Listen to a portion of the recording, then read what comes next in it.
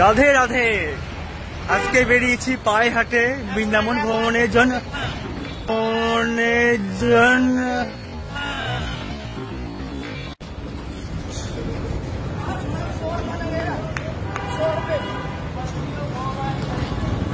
আমার চশমা নিয়ে যাচ্ছে, দিচ্ছি দাও, দেড়া হো তো दौड़ 100 रुपए। मैं अकेला हूँ। कोई बात नहीं, 100 रुपए भैया, 100 रुपए की कही आपसे मैंने। ओके दो। चश्मा बच गया यार, सादा चश्मा टूटा भी नहीं है, एकदम बढ़िया चश्मा ले के बाद दिया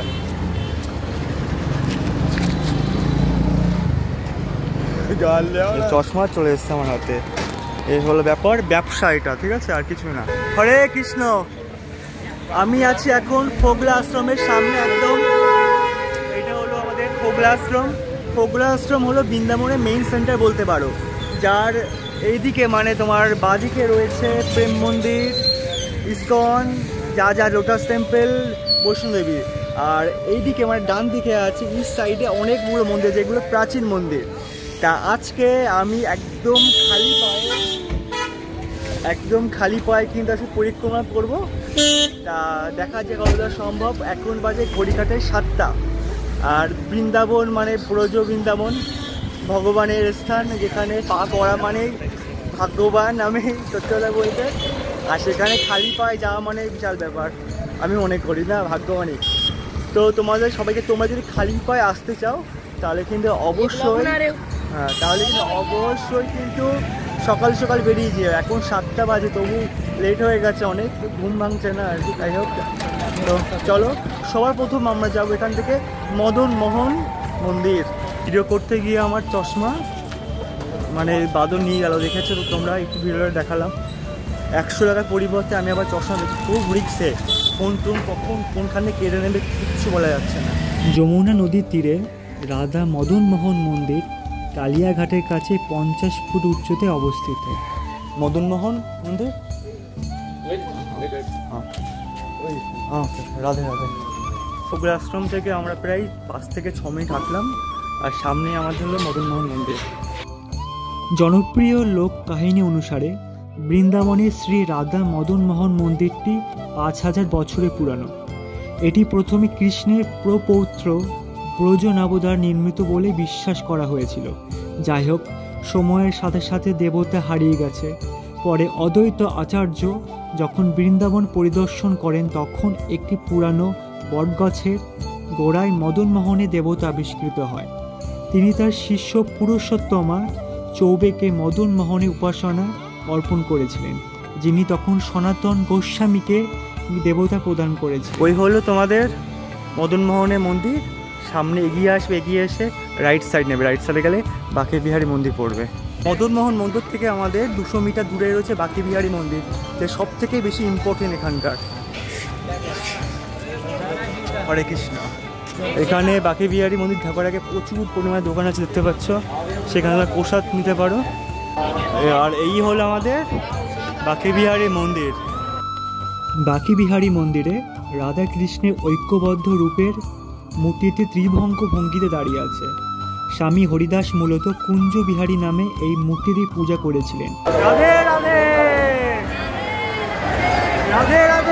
বাঁকে বিহারী মূর্তিকে ঐশ্বরিক দম্পতি রাধা কৃষ্ণের সম্মিলিত রূপ মনে করা হয়।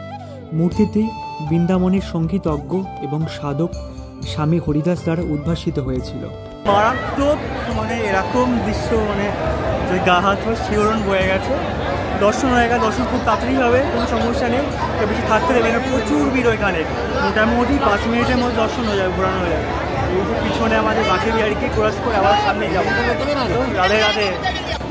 তাহলে বাঁকে বিহারী মন্দির ক্রস করে মানে যখন বেরালে সেখান থেকে সামনের দিকে যেতে হবে। এরপরে যেখানে হচ্ছে রাধা বল্লভ মন্দির। তোমরা এক কাজ করতে পারো, ডাইরেক্ট মদন মোহন থেকে এদিকে গিয়ে দেখতে পারো বাঁকে বিহারী, অথবা এদিক দিয়ে এসে যেতে পারো তোমার রাধা বল্লভ মন্দির, ঠিক আছে।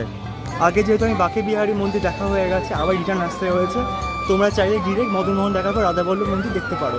তো এখন যাচ্ছি সেটা। ওই যে দেখতে পাচ্ছ সবাই সিঁড়িতে উঠছে, ওটা কিন্তু রাধা বল্লভ মন্দিরে ওঠার জন্য। বাঁকে বিহারী মন্দির থেকে প্রায় মোটামুটি 5 মিনিট থেকে 10 মিনিট হাঁটলে কিনা আমাদের এটা পড়ছে। রাধা বল্লভ মন্দির ঢুকছি এখন আমরা। দেবতা রাধা বল্লভ কখনই কোনো ভাস্কর তৈরি করেননি। তার কঠোর ভক্তি ও প্রার্থনা কারণে স্বয়ং শিব আত্মদেব নামে এক ভক্তকে দেবতা দান করেছিলেন। হিত হরিবংশ মহাপ্রভু দেববন নামক স্থানে 31 বছর বেঁচেছিলেন। বয়সের 32তম বছরে তিনি বৃন্দাবন চলে যান। বৃন্দাবনে যাওয়ার পথে তিনি স্বয়ং দেবী রাধাকে কর্তৃক আত্মদেবের কন্যা দিয়ে বিয়ে করার আদেশ দিয়েছিলেন এবং রাধা বল্লভজির মূর্তিটি তাদের সাথে বৃন্দাবন নিয়ে যান। আদেশ অনুসারে হিত হরিবংশ মহাপ্রভু আত্মদেবের কন্যাদের বিবাহ করেছিলেন এবং আত্মদেব তার কন্যাদের এবং হরিবংশ মহাপ্রভুকে তাদের বিবাহে রাধা বল্লভজির মূর্তিটি উপহার দিয়েছিলেন। রাধারানী কপাট খুললো, রাধারানীকে দেখলাম, জাস্ট মন প্রাণ জুড়েই গেল। রাধে রাধে। পিছনে হলো আমার রাধা বল্লভ মন্দির। মন্দির ক্রস করে আমরা যেখান থেকে এক্সিট হবো সেদিক দিয়ে বেরাবো, কিন্তু বেরিয়ে সামনের দিকে আমরা যেখানে যাবো সেবা কুঞ্জতে যাবো এখন আর কি। চারিদিকে বাদর শুধু অপেক্ষা করে কখন ফোনটা ছিনে যাবে, তো এতটা রিস্ক নিয়ে করছি। রাধে রাধে। বল্লভ থেকে বেরালাম এক্সিট গেটে, এবার গিয়ে আমাদের যেতে হবে বাদিকে। বল্লভ মন্দির থেকে প্রায় 10 মিনিটও লাগে, 5 মিনিট হাঁটলাম, হেঁটে চলে এলাম আমরা এখন সেবাকুঞ্জতে। হলো সেবাকুঞ্জ।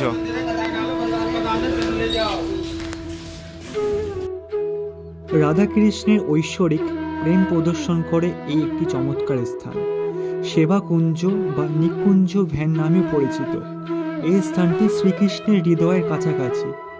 এই মন্দিরে রাধাকৃষ্ণের একটি সুন্দর মূর্তি রয়েছে। এখানে ললিতা কুণ্ড নামে পরিচিত একটি কুণ্ডও রয়েছে।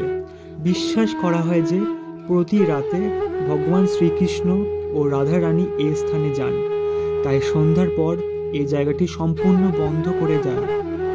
এটি বিশ্বাস করা হয় যে ভগবান কৃষ্ণ এই পবিত্র স্থানে রাধারানীর সেবা করেছিলেন।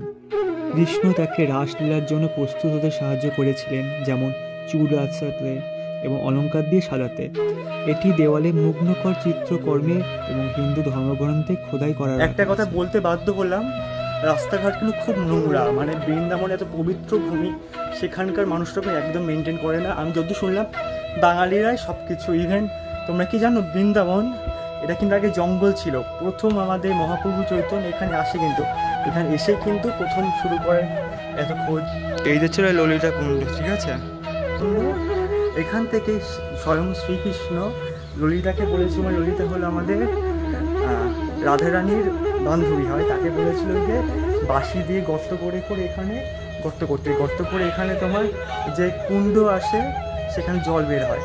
সেই জল দিয়ে কিন্তু আমাদের কৃষ্ণ রাধারানীর সেবা করেছিল, মানে পা ধুয়ে দিয়েছিল। তাহলে সব সময় কিন্তু নারীর সম্মান করা হতো, সে প্রথম থেকে এখনো পর্যন্ত। কিন্তু সমাজ এতটা খারাপ হয়ে গেছে, নারীকে কেউ সম্মান করে না। স্বয়ং শ্রীকৃষ্ণ রাধারানী পায়ে জলে ধুয়ে দিয়েছিল, তা আমরা কোথাকার কি জানি না। So please respect all women. Sebakunja থেকে বেরিয়ে আমরা যাবো এবারে সামনের দিকে, ঠিক আছে।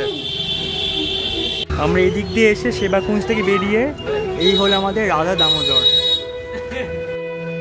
শ্রী রাধা দামোদর মন্দির প্রথম 1542 খ্রিস্টাব্দে জীব গোস্বামী দ্বারা প্রতিষ্ঠিত হয়েছিল এবং এটি বৃন্দাবনের সেবাকুঞ্জে অবস্থিত ছিল। পরবর্তীতে 1670 সালে যখন মুসলিম সম্রাট ঔরঙ্গজেব বৃন্দাবন আক্রমণ করেন, তখন আদি দেবতা রাধা দামোদরকে কিছু সময়ের জন্য জয়পুরে স্থানান্তরিত করা হয় এবং সামাজিক পরিস্থিতি অনুকূল হয়ে উঠলে 1739 খ্রিস্টাব্দে দেবতাদের বৃন্দাবনে ফিরিয়ে আনা হয়। সবাই হাঁটছে আমাদের মতো। এখানে আমাদের গাঁও মাতা আছে।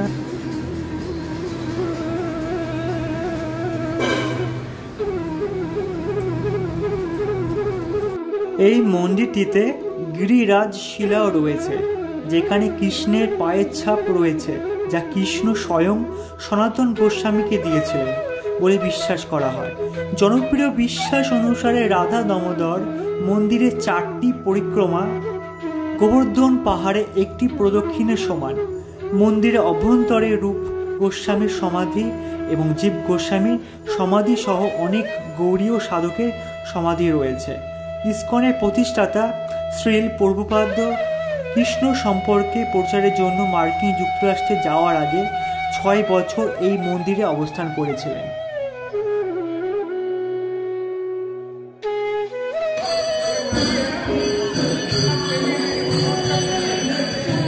রাধা মোহন মন্দির ছিল, সেখান থেকে বেরিয়ে ডান দিকে বেরো যেতে হবে আমাদের, ঠিক আছে? সেখানে আমরা যাচ্ছি হলো রাধা শ্যাম সুন্দর মন্দিরে। আমরা যাচ্ছি রাধা শ্যাম সুন্দর মন্দিরে, আর ওই দিকে গেলে হলো রাধা মোহন মন্দির, তারপর ডান দিক দিয়ে গেলে রাধা শ্যাম মন্দির। মাত্র 50 মিটার দূরে কিন্তু আমাদের শ্রী শ্রী রাধা শ্যাম সুন্দর টেম্পল। এই বিশেষ স্থানটি শ্রী শ্যামানন্দ প্রভুর ভক্তির জন্য নিবেদিত এবং পরিচিত, যাকে ব্যক্তিগতভাবে শ্রী রাধারানী দ্বারা অনুগ্রহ করা হয়েছিল। তিনি তাকে শ্রী শ্যামসুন্দরের এই ঐশ্বরিক মূর্তি এবং একটি নূপুর তিলক দিয়েছিলেন, যা তার পায়ের আকৃতির মতো।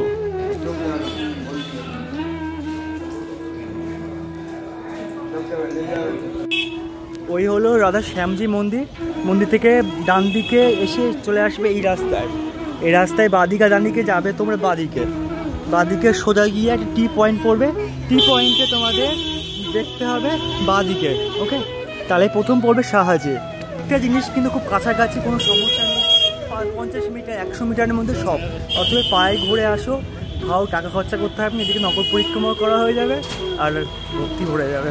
প্রায় 20 মিটার দূরে এই যে এটা হলো শাহাজি, আর এদিকে রাস্তা হলো এদিকে যায় নিধিবন। তাকে প্রথমে শাহাজির দিকে যায়। প্রচুর এখানে কিন্তু ভালোই ভিড় আছে, দেখতে পাচ্ছ, সাবধান।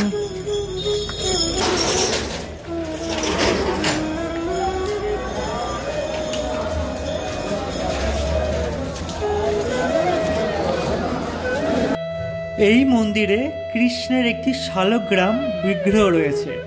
শাহজি মন্দির 1876 সালে লখনৌয়ের শাহ কুন্দর লাল এই মন্দিরে নকশা করেন এবং মন্দিরটি প্রতিষ্ঠা করেন। এই মন্দিরটি অন্যান্য স্থাপত্য শৈলী ও শ্বেত পাথরের সুন্দর ভাস্কর্যের জন্য বিখ্যাত।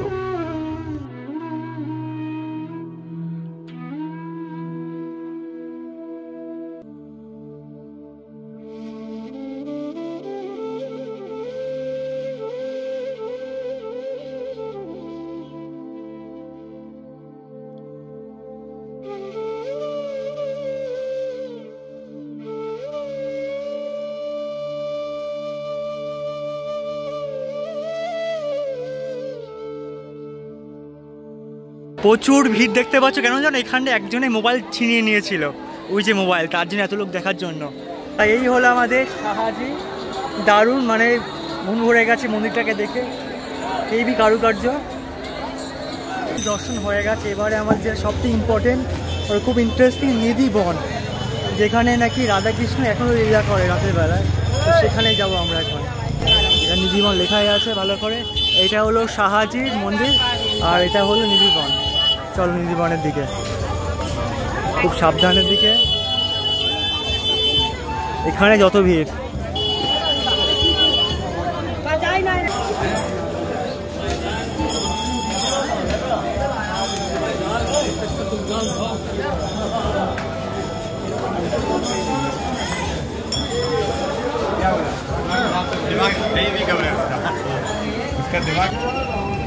चलो चलो चलो चलो हाँ चलो राधे राधे राधे राधे राधे राधे राधे राधे।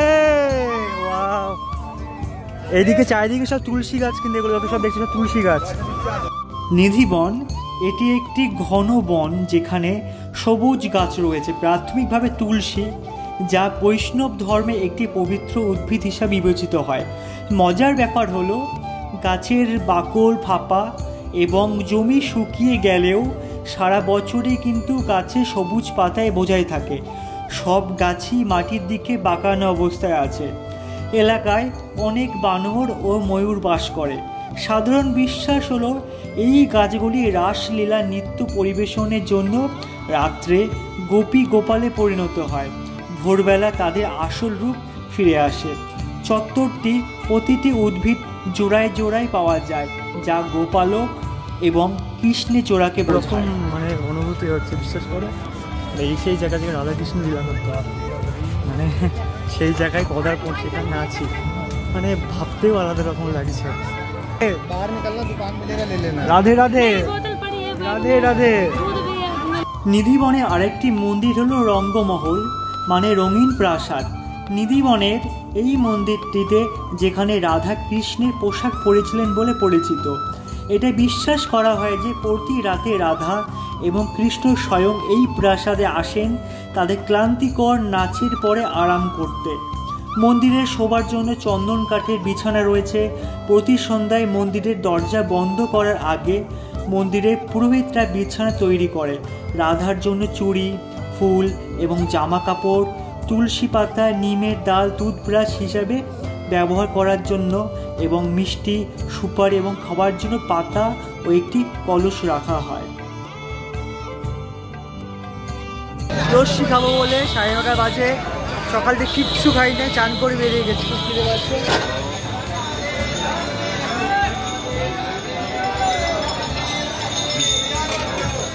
40 টাকা দাম।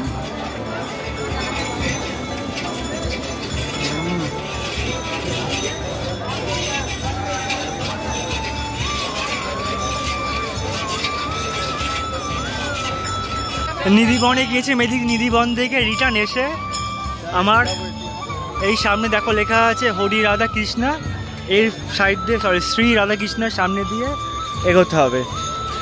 এখন আমরা যাচ্ছি নিধিবনের পরে রাধা রমন মন্দিরে।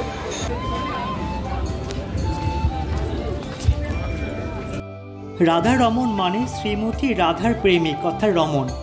মন্দিরটি 500 বছর আগে গোপাল ভট্ট গোস্বামী দ্বারা প্রতিষ্ঠিত হয়েছিল। 30 বছর বয়সে গোপাল ভট্ট গোস্বামী বৃন্দাবনে আসেন।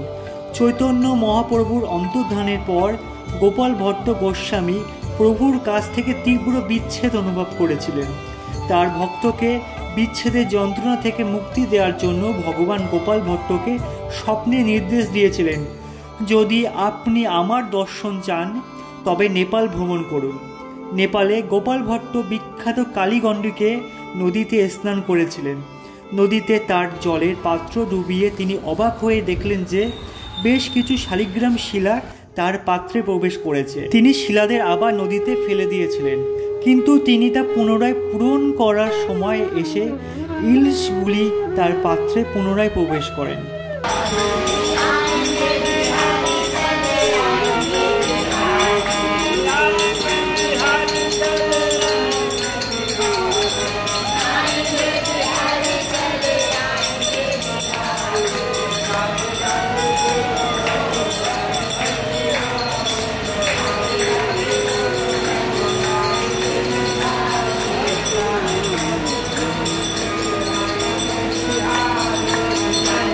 যেখানে আমি গিয়েছিলাম রাধা রমন মন্দির, এখানে কিন্তু যেই মন্দিরটা দেখলাম এখন ঠাকুর দেখতে পারলাম না, ঠাকুর বন্ধ আছে। এটা কিন্তু অটোমেটিকভাবে প্রকট হয়েছে, কেউ বানায়নি, ঠিক আছে। এটা যমুনা নদী একদম তীরে কিন্তু অবস্থিত। রাধা রমন মন্দিরে কমপ্লিট করার পর বেরিয়ে এসে একদম দেখে পাশে কিন্তু রয়েছে একটা গলি, এই গলি দিয়ে যাবে গোপেশ্বর মহাদেব, ঠিক আছে। এখানে কিন্তু টোটোওয়ালা প্রচুর আছে, আমি জানি না কত দূর, তবু দেখছি এখানে প্রচুর টোটো থাকবে, ঠিক আছে। অনেকে নিয়ে যাবে, বলবে মাত্র 550 মিটার দূরে কিন্তু আমার গোপেশ্বর মহাদেব আছে, পা হেঁটে যেতে পারে, কোনো অসুবিধা নেই। বলে অনেক দূরে দূরে আছে, পুরো হাঁটবে, একদম পুরো হাঁটবে কৃষ্ণের ভূমিতে, পুরো মানে কি বলবো, ধুলোবালিতে একাকার হয়ে যাও, বিলীন হয়ে যাও যদি সুযোগ পাও। দেখো তো এইসব জায়গা মানে একদম গলিতে গলিতে যেগুলো আছে প্রাচীন মন্দির, এগুলো কিন্তু কেউ আসে না। মেইনলি সবাই যায় প্রেম মন্দির, ইস্কন, লোটাস, এগুলো কিন্তু পরে বানানো হয়েছে, অনেক বানানো হয়েছে। ওইসব জায়গায় কিন্তু কৃষ্ণ কিন্তু লীলা করিনি। আমি যেগুলো আজকে তোমাদের দেখালাম সেগুলো কিন্তু প্রত্যেকটা জায়গায় কিন্তু কৃষ্ণ লীলা করেছে। তোমার যমুনা নদীর ধারে আছে, আমি নাম বলছি প্রত্যেকটা, সেগুলো যখন আসবে সেগুলো ম্যাপে সার্চ করবে, কারণ এখন কেউ নিয়ে দেখতে পাচ্ছে এই জায়গাটায় আমি একা হাঁটছি। এখান থেকে দেখাচ্ছে 230 মিটার, ম্যাপ বের করবে, গোপেশ্বর মহাদেব লিখবে, যা যা নাম বললাম লিখে নিজে চলে আসবে। এখানে প্রচুর লোক আছে, তাদেরকে মুখে মুখে জিজ্ঞেস করে চলে আসবে, বেশি সময় লাগেনি, ঠিক আছে। তো চলো, রাধে রাধে। মন প্রাণ পুরো উৎফুল্ল হয়ে গেছে, মানে কী বলে মনে হচ্ছে বৃন্দাবনে থেকেছে সারা জীবন। কতবার থেকে যে কেঁদেছি, কতবার যে গা কাটা দিয়েছে বলার বাইরে। চলো গোপেশ্বর মহাদেব। এই রাস্তা দিয়ে এসে 550 মিটার, এইটা হলো আমাদের গোপেশ্বর মহাদেব মন্দির। দেখো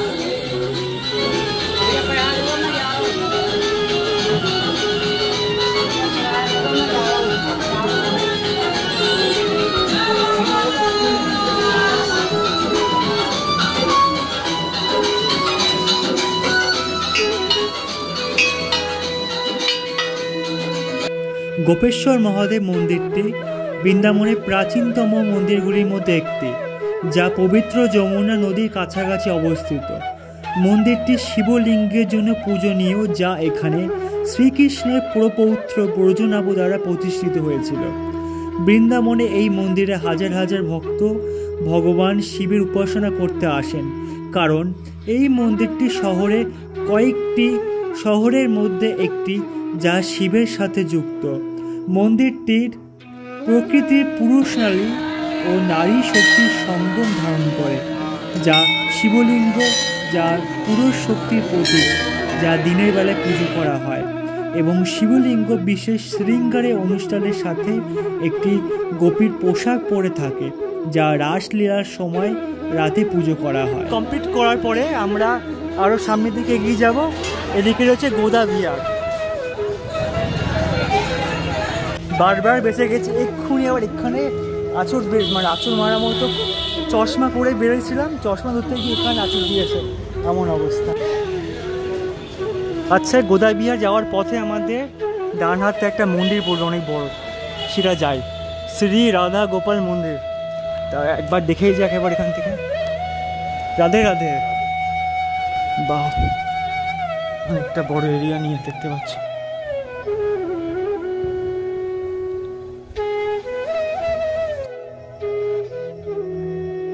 বৃন্দাবনের কোনায় কোনায় এত মন্দির, সেই মন্দিরগুলি এক্সপ্লোর করতে করতে আমার এত ভালো লাগছিল। আর সবচেয়ে বড় কথা যে আমি সনাতনী হিন্দু এই হিসাবে এতটা গর্ববোধ হচ্ছিল, সে বলার বাইরে।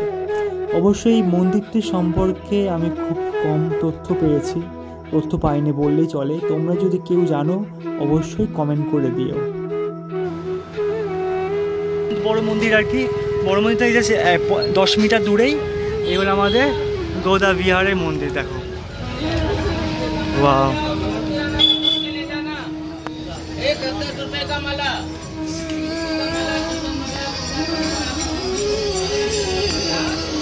বৃন্দাবনের গোদা বিহার মন্দিরটি হিন্দুদের পবিত্র গ্রন্থ শ্রীমদ্ ভাগবত মহাপুরাণের 5তম অধ্যায়ের উপর ভিত্তি করে তৈরি। হিন্দু ধর্মের এই আনন্দময় কেন্দ্রের স্থাপত্যটি স্বর্গে যাত্রার ইঙ্গিত দেওয়ার জন্য ডিজাইন করা হয়েছে এবং ভগবান লক্ষ্মীনারায়ণের পরাক্রমশালী চরণ অর্জনের জন্য একজনকে অতিক্রম করতে হবে। এই মন্দিরটি বৃন্দাবনের ভগবান লক্ষ্মীনারায়ণের সবচেয়ে বড় মূর্তি থাকার জন্য বিখ্যাত। বিশাল মূর্তি ছাড়াও মন্দিরগুলিকে ভক্তদের ভিড়ের মধ্যে রাখে, তা হলো প্রাঙ্গণে প্রচুর সংখ্যক ভাস্কর্য মূর্তি। এখানে প্রায় 200টির বেশি মূর্তি রয়েছে, যার মধ্যে হিন্দু ধর্মের বিভিন্ন ঋষি, দেবদেবী এবং বিভিন্ন আধ্যাত্মিক গুরুও রয়েছে। একদম পাশেই হলো এই যে লালাবাবুর মন্দির, ঠিক আছে? ইনি কিনা আমাদের বাঙালি ছিল। চলো ভিতরে প্রবেশ করি।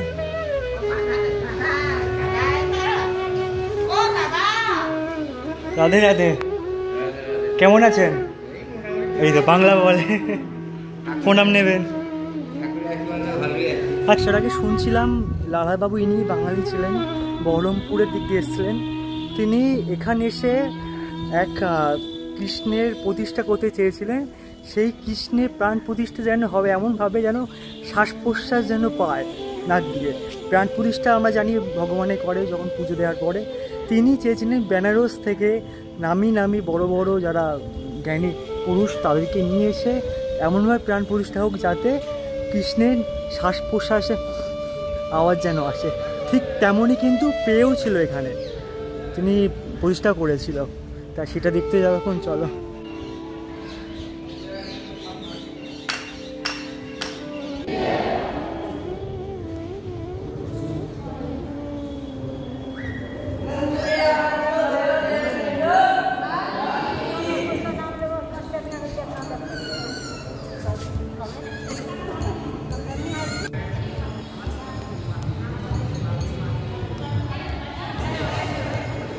সেই হলো লালাবাবুর আশ্রম বা মন্দির। ওটা ক্রস করে সামনেই দেখো এদিক দিয়ে হলে আমরা যাবো লঙ্গরাজ মন্দিরে। তো লঙ্গরাজ মন্দিরে যাই। এখানে প্রচুর বাঙালি ছোঁয়া আছে, মানে হিসাব মতো বাঙালিই সব পড়েছে আর কি, বৃন্দাবনটাকে সাজিয়েছে। খুব গর্ব হচ্ছে মাঝে মাঝে, আর সনাতন ধর্মের প্রতি আরও গর্ব বেড়ে গেল। মানে আমি যে হিন্দু, মানে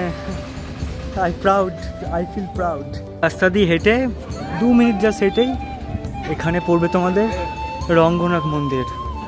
সাবধান, ওয়াও দেখছো, খুব সাবধান যেতে হবে, এখানে প্রচুর বাদর। রংজি মন্দির বা শ্রী রঙ্গনাথ মন্দির নামেও পরিচিত। এতে বৃন্দাবন মথুরা মর্গে অবস্থিত।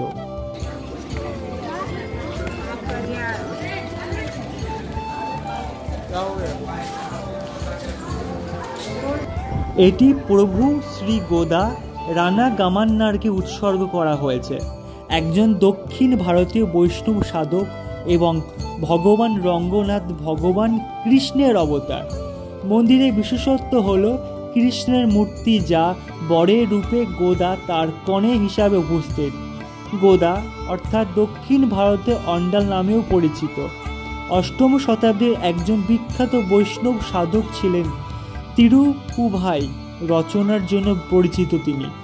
এটি তার প্রিয় ভগবান কৃষ্ণ এবং তার জন্মস্থান বৃন্দাবনের জন্য একটি স্তোত্র। এটা বিশ্বাস করা হয় যে তার প্রতি তার উৎসর্গ দেখে ভগবান কৃষ্ণ তার বর হতে সম্মত হয়ে তার প্রার্থনা উত্তর দিয়েছিলেন। মথুরা বৃন্দাবনের রঙ্গজি মন্দিরে কৃষ্ণ ও অন্ডালে এই রূপের প্রতিমা রয়েছে। এটি উত্তর ভারতের বৃহত্তম মন্দিরগুলির মধ্যে একটি এবং বৈষ্ণবদের 108টি দিব্যদেশগুলির মধ্যে একটি।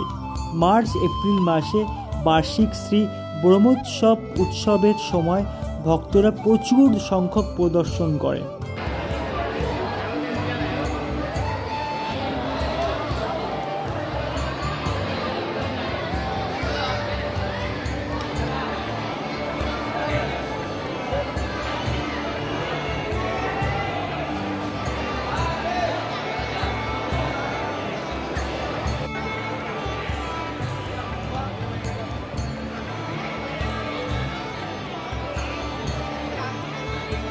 মন্দির দেখা হয়ে যাওয়ার বেরিয়ে আসবে, বেরিয়ে আসার পরে এই যে রাস্তা দেখো চলে যাচ্ছে, এটা হলো গোবিন্দদেব মন্দির যাওয়ার জন্য রাস্তা।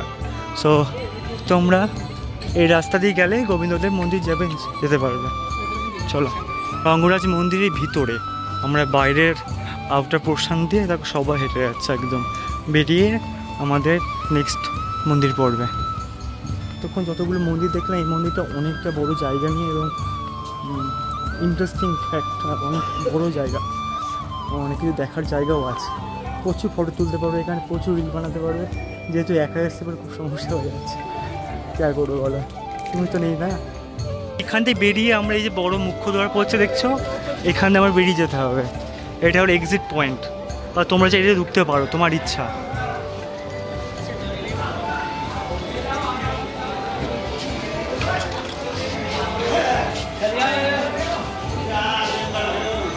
রঙ্গরাজ মন্দির থেকে বেরিয়ে সামনের দিকে না গিয়ে এদিকে বাঁদিকে যেতে হবে। এদিকে হচ্ছে আমাদের গোবিন্দদেব মন্দির। যা গরম পড়ছে, বাসে যাচ্ছে না, প্রচুর গরম, আর তার মধ্যে খালি পায়ে। আমি না অনেকেই যাচ্ছে এভাবে খালি পায়ে, এটা ভালো লাগে দেখতে। রাস্তা ধরে হেঁটে 2 মিনিটও না হেঁটে ওই হলো আমাদের লেখা আছে গোবিন্দদেব টেম্পল। ওয়াও! গোবিন্দদেব মন্দির তা অনন্য স্থাপত্যের কারণে বৃন্দাবন অন্যতম পবিত্র স্থানগুলির মধ্যে একটি। এটি 1590 সালে আমেরের রাজা মান সিং 10 মিলিয়ন টাকা ব্যয় নির্মাণ করেছিলেন। ঔরঙ্গজেবের শাসন আমলে এটি 1670 সালে লুণ্ঠিত হয়েছিল এবং এখন শুধুমাত্র একটি 3-তলা কাঠামো অবশিষ্ট রয়েছে। মন্দিরের স্থাপত্য প্রচলিত মন্দিরগুলির থেকে আলাদা। এটি একটি উঁচু চত্বরে অবস্থিত এবং মূল হলটি পৌঁছানোর জন্য একজনকে সিঁড়ি বেয়ে আরোহণ করতে হয়। এটি একসময় গ্রিক ক্রসের আকারে নির্মিত একটি দুর্দান্ত 7তলা কাঠামো ছিল। মন্দিরটিতে মার্বেল এবং রূপার একটি চিত্তাকর্ষক বেদি রয়েছে। মূল হলে ছাদটি একটি ভাস্কর্য পদ্ম দ্বারা সজ্জিত, যার ওজন কয়েক টন। জন্মাষ্টমী ও হোলির সময় মন্দিরটি ফুল দিয়ে সাজানো হয়। কথিত আছে যে সম্রাট আকবর আগ্রার লাল কেল্লার জন্য যে লাল বেলে পাথর আনা হয়েছিল তার কিছু এই মন্দির নির্মাণের জন্য দান করেছিলেন। মন্দিরটি এর কাঠামোতে পশ্চিমা, হিন্দু এবং মুসলিম স্থাপত্য উপাদানগুলিকে একত্রিত করে।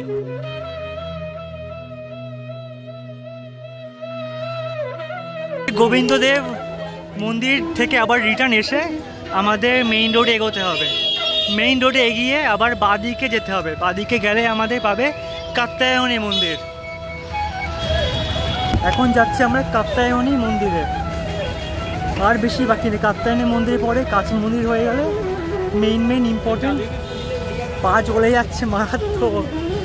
তাহলে আমাদের এই সাইডে বৃন্দাবনের পূর্ব দিক পুরো ঘোরা হয়ে যাবে। মেইন যেখানে কি লীলা করেছিল। 500 মিটার দূরে আমাদের কাত্যায়নী মন্দির। কাত্যায়নী পীঠ মন্দির, যা ভারতবর্ষের অন্যতম শক্তিপীঠ।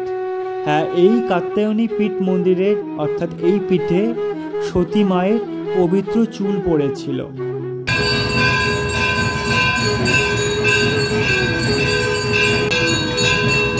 মন্দির কমপ্লিট করার পরে আপাতত একটা বাকি ছিল কাচ মন্দির, সেটা আমি জিজ্ঞাসা করলাম, কেউ বলতে পারলো না। তো এখানেই আমার পরিক্রমা শেষ করলাম। পা জ্বালা করছে, পা লাল হয়ে গেছে পায়ের তলা, আর রোদ্দু যেমন ফাটে। যাই হোক, কৃষ্ণকে পাওয়া তো খুব কঠিন। তাই বলে আমার ভিডিওটা শেষ করলাম। এই ভিডিওটা কেমন লাগলো অবশ্যই জানিও। রাধে রাধে, কমেন্ট অবশ্যই।